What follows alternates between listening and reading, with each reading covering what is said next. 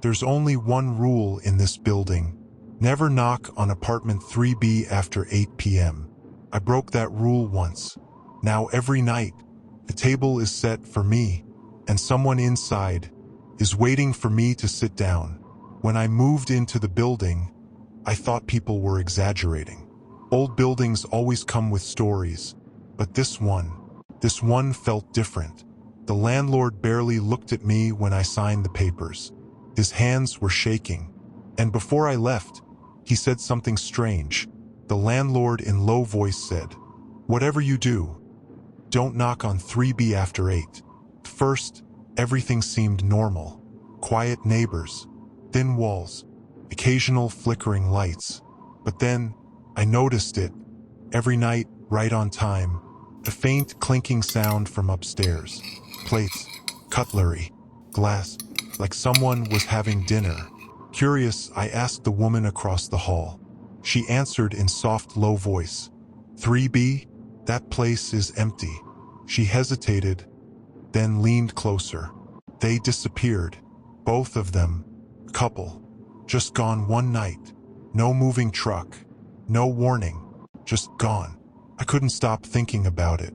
So one night, at exactly 8 p.m., I stood outside 3B. The sounds were clearer now. 2 people eating. Soft laughter.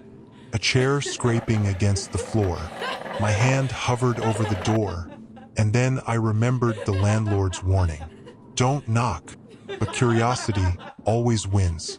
I knocked anyway. The sounds stopped instantly. Dead quiet.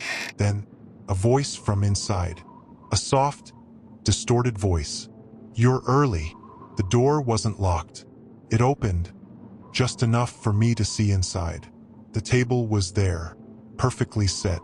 2 plates, filled with fresh food. Steam still rising, but the chairs were empty. I stepped in slowly, every instinct screaming to leave. And then I noticed something. There were wet footprints, leading from the table straight into the hallway mirror. But they didn't come back.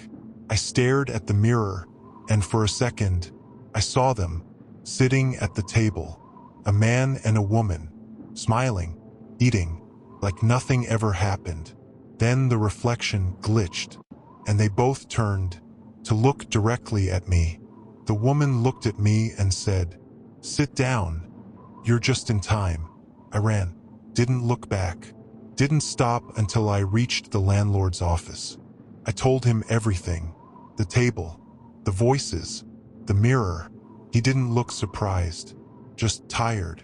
Quietly he said, "I tried to clean it once." He rolled up his sleeve, revealing deep scratch marks. He said, "They don't like being interrupted." I asked him why the table was always set for 2. He paused, then said something I'll never forget. In soft voice, "Because they're always waiting for a third." I moved out the next day, didn't pack everything, didn't say goodbye, but sometimes late at night, I still hear it.